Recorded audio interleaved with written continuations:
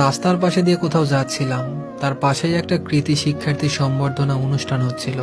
মাইকে কেউ একজন বলল, যেসব শিক্ষার্থী জিপিএ 2.3 বা 4 পেয়ে পাশ করেছে তাদেরকে আন্তরিক অভিনন্দন।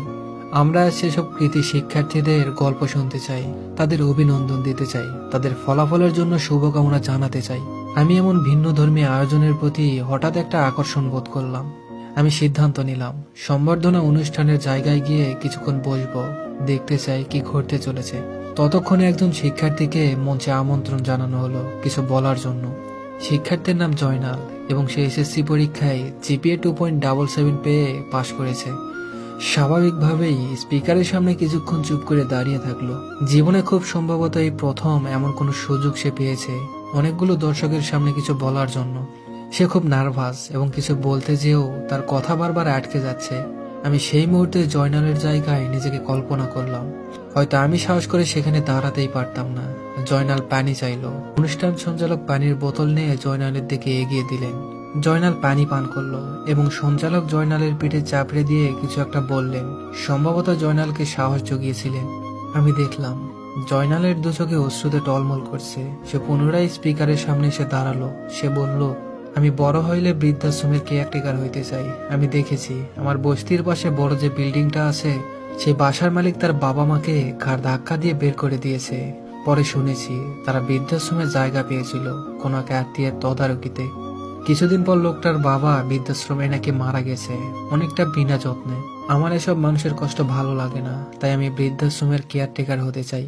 আমার সেই সব মানুষের দোয়া যারা অসহায় এবং দুস্থ আমাকে কথা বলার সুযোগ দিয়েছেন, তাই সবাইকে ধন্যবাদ জানাই।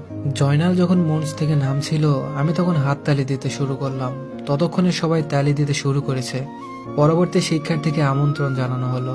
ওর নাম আজমেরি। আজমেরি এসএসসি পরীক্ষায় জিপিএ 4.50 পেয়ে কৃতিত্বের সাথে পাশ করেছে। আজমেরি মাইকের সামনে দাঁড়িয়ে সাবলীলভাবে কথা বলা শুরু করলো। আমি আজমেরি, আপনাদের সবাইকে সালাম আদাব জানাই। আজ এতগুলো মানুষ আমার কৃতিত্বকে সম্মান করছে, দেখে খুব ভালো লাগছে। আমি সারাটা জীবন বই পড়ে কাটিয়ে দিতে চেয়েছিলাম। স্কুলের গতানুগতিক বিদ্যায় আমি কোনো আকর্ষণ বোধ করতাম না। আমার বাবা কখনো আমাকে পড়াশোনার জন্য চাপ দিতেন না। আমার মা নেই। এসএসসি পরীক্ষার 1 মাস আগে আমার মা মারা যায়। বাবা আমাকে আগলে রেখেছেন। আমি যখন বাবাকে বললাম, বাবা আমি জিপিএ 4.50 পেয়ে পাশ করেছি, তখন বাবা আমাকে শক্ত করে জড়িয়ে ধরে অনেকক্ষণ কেঁদেছিলেন। বিকেলবেলা আমার জন্য আমার সবচেয়ে প্রিয় মিষ্টিটা বাজার থেকে কিনে আনলেন, সাথে অনেকগুলো প্রিয় লেখকের বই। আমি বই পড়তে খুব ভালোবাসি। আমার ফুফাতো বোন মুনিয়া জিপিএ 5 পায়নি বলে আমার ফুফুর রেজাল্টের দিন তাকে খুব মারলেন। লজ্জায় অপমানে মুনিয়া পরের দিন আত্মহত্যা করেছিল। সেই ছিল আমার খুব ভালো বন্ধু। ফুপির ধারণা আমার সাথে থেকেই মুনিয়া পরীক্ষায় খারাপ করেছে, তাই মুনিয়াকে বলেছে আমার সাথে যোগাযোগ না করতে। জিপিএ 5 জন্য আমি আমার বন্ধুকে হারিয়েছি। সে আমার কাঁধে হাত রেখে বলেছিল, তোর মা নেই তো কি হয়েছে, আমি সারাক্ষণ তোর সাথে আছি। কিশোর মুসা আর রবিন কিংবা হিমরূপার গল্প করেই তো আমরা এই ছোট্ট জীবনটাকে কাটিয়ে দিতে পারি। মুনিয়া তার কথা রাখেনি। আমাকে কতগুলো নিঃসঙ্গ বিকেল উপহার দিয়ে সে অন্ধকার কবরে চলে গিয়েছে। তাই আমি আমার জীবনে কখনো জিপিএ 5 পেতে চাই না। আমি শুধুমাত্র আমার বাবার জন্য বেঁচে থাকতে চাই।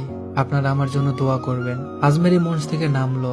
তার কাছে এগিয়ে গেলেন মধ্যবয়সী একজন লোক। সে লোককে জড়িয়ে ধরে কাঁদতে লাগলো। আমি বুঝে নিলাম লোকটা মুনিয়ার বাবা। খেয়াল করলাম আমার চোখেও পানি। এবার আজমেরের জন্য হাততালি দিতে পারিনি। বিনিময়ে দুপুরটা চোখের অশ্রুই কেবল দিয়েছিলাম।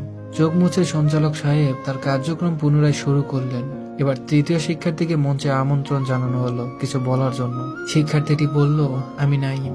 এবারে এসএসসি পরীক্ষায় 3.75 পেয়ে পাশ করেছি। খুব সম্ভবত আমার পরিবার আমার রেজাল্টে খুশি নয়, আমি সেটা বুঝতে পেরেছি। কিন্তু আমি চেষ্টা করেও অনেক কিছু বোঝাতে পারিনি। কেন জানি না আমার মনে হয় আমি সবকিছুই ভুলে যাচ্ছি। তবু আমি চেষ্টা করে যাই। আমার বাবা চান আমি একদিন স্কুল শিক্ষক হব। এই পেশাটা সম্মানজনক পেশা। আমি নিজেও চাই বাবার স্বপ্ন পূরণ করতে। কিন্তু সবকিছু কেমন যেন কঠিন বোঝার মতো মনে হয়। সব সময় ভাবতে থাকি পড়াশোনা ব্যাপারটা যদি আরেকটু সহজ হতো। আমি খুব ভালো ফুটবল খেলি। ফরওয়ার্ডের পজিশনে খেলতে ভালো লাগে। সেখান থেকে বিপক্ষ দলের গোলকিপারকে পরাস্ত করে গোল করাটা পড়াশোনার চাইতে সহজ বলে মনে হয় আমার।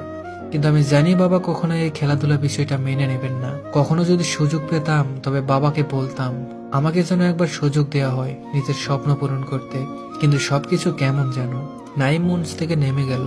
আমি নিজেও ভাবতে লাগলাম সবকিছু কেমন যেন আমাদের জন্য সহজ নয়। প্রায় 50 জন শিক্ষার্থীকে পুরস্কৃত করেছে কর্তৃপক্ষ, একটা সামাজিক সংগঠন যারা বিশ্বাস করে শিক্ষা ব্যাপারটা জিপিএ 5 এর মুখাপেক্ষি হয়ে যাচ্ছে। শিক্ষার্থীদের ভিতরে জ্ঞান আহরণের চেয়ে জিপিএ 5 পেয়ে পাশ করাটা বেশি কৃতিত্বের। আমি সংগঠনের সবাইকে সাধুবাদ জানাই। ফেরার সময় নিজের বাহুতে থাকা কুচকুচে কালো দাগটার দিকে বেশ কয়েকবার তাকালাম। বছর 6 আগে বাবা মেরে দাগ বসিয়ে দিয়েছিলেন, জিপিএ 4.5 পেয়ে পাশ করেছিলাম তার জন্য। আজ বাবা বেঁচে নেই, থাকলে হয়তো বাবাকে এখানে কিছুক্ষণ বসিয়ে রাখতে পারতাম আর বলতাম জিপিএ 5 না পেয়ে মার খেয়েছি, তবে এতদিনে বুঝতে পেরেছি সৎ এবং সুন্দরভাবে বেঁচে থাকার জন্য জিপিএ 5 মুখ্য বিষয় নয়। এই দেশের হাজার লক্ষ অসৎ মানুষের ভিড়ে সৎভাবে বেঁচে থাকাটাই মুখ্য বিষয়। ধন্যবাদ সবাইকে।